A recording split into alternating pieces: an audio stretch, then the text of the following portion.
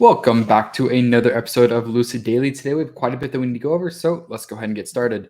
Very first off, as you can see on my screen here, Lucid was actually relatively flat during the day today. They were up 0.054%, and they were down another 1% here in the after hours. They actually did underperform the indices quite slightly. This actually quite significantly. The SPY was up 1.87% and down 0.7% in the after hours. But they were not the only electric car company to underperform the S&P 500. Tesla was only up 1.6% today. Actually, Tesla did actually have a fairly decent rally towards the end of the afternoon. So Lucid did underperform the SPY significantly less than Tesla did. Tesla's down 2% in the after hours, and the SPY is down 0.7% in the after hours, largely because Snapchat revised their guidance, causing the indices to fall a little bit, just because when you see companies that are that large having to revise down their guidance, it never is a good indicator for other companies going forward. I have not had a chance to listen to the earnings call, but I'm sure I will tomorrow, and I can get you guys an update on exactly what they revised and why they had to revise it. So nonetheless, Lucid sitting at $18.40. They are up almost 5% in the last week. They are down 5% in the last month. The last 6 months, they're down 65%. So Lucid has come back down to earth a little bit today. So there's a couple of things that I want to talk about today. One of them being that it is rumored by Lucid Insider that next month the Lucid Dream Drive Pro customers will receive an update on the guidance.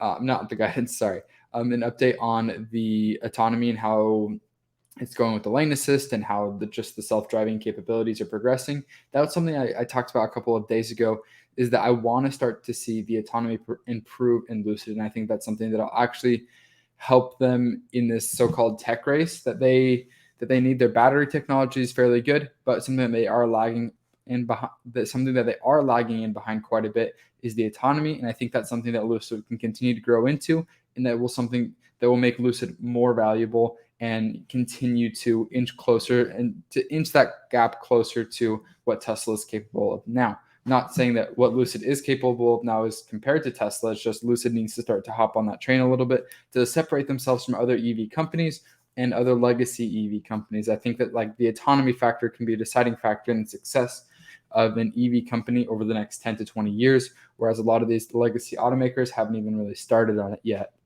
So that is something that I do want to start to see Lucid improve on. Next is there was something I saw on Twitter that came out from Lucid Insider, and I actually saw it going around on Twitter, and I thought we should talk about it because I did think it was a little odd. So let me go ahead and share my screen here. And it's the headline that the Lucid Air Touring is now being delayed until Q4 of 2022. Now, the reason that people are saying this is because if you go onto the website now, it says that this variant is no longer available until Q4 of 2022. So then you kind of do deductions, and you're like, oh, well, that means the Air Pure is delayed until probably Q1 of 2023. So the reason that I find this a little odd is because as late as last week, we heard Peter Rawlinson reiterate that they were going to have the Pure out in Q4. And it looks like Lucid Insider actually had to end up correcting themselves, because there was 2 different sales representatives that were contacted about this. And it doesn't look like there's any changes that in them receiving their cars from Q3. So that's something that we're just going to keep an eye on. As you can see here in the tweet, it says, can you please help clear up some of the confusion? The website now says touring model won't be available until Q4 instead of Q3. What has corporate told the sales team? Hi, I have to say you're on top of all updates. Touring production is now slated for Q4 of this year. We're still waiting on for more information and details. So it does sound like there was one update that a customer is receiving their touring in Q4, which if we have to wait until the Air gets pushed until Q1, you're obviously going to see the stock affected by that.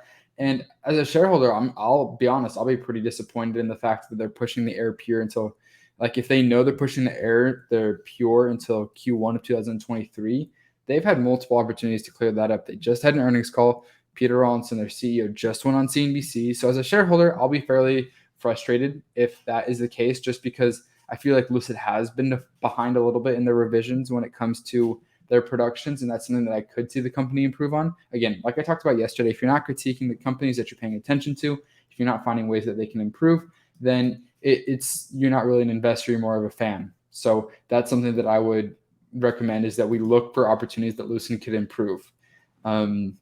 So I would like to see better guidance on some of these news sources that come out, or like updates, because they were pretty quick to update everybody that they were going to have a grand Turing performance model.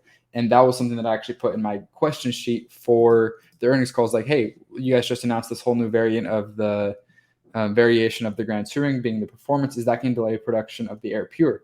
And they hadn't they didn't ask that question, but I thought it was a good question that should have been asked. But they reiterated, hey, we're still in line for our production targets. So I will feel quite disappointed. Obviously, there's bumps in the road. I get it, but I think we've learned in this it's better to be more upfront with your investors than having the news come out when like this, where there's more confusion, and it leads to confusion with your customers. So in this email, let's go ahead and take a look at it. It says, "Good afternoon, my friend. I hope all is well. Great question about the production timeframe. I'll share with you the info we've been provided with so far.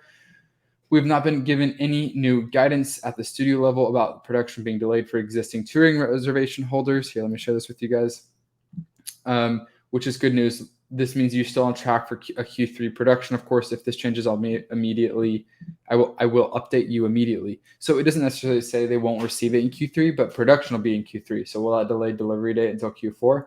I don't know. There's still a lot of unanswered questions, and I feel like Lucid should clarify these. They don't have to clarify every single question, but it just if they're delaying it, I would like to know. And they may not know the answer as well. So I think that this is interesting. Let me know down in the comments what you guys think. I'd love to hear your guys' opinions. I appreciate all the support you guys have given me thus far, and keep continuing to send questions, because you guys inspired a lot of good content over the last couple of days with your questions you've been providing. I like doing deeper research than normal. So I hope you guys enjoyed this, and like always, see you next time. Thanks for watching.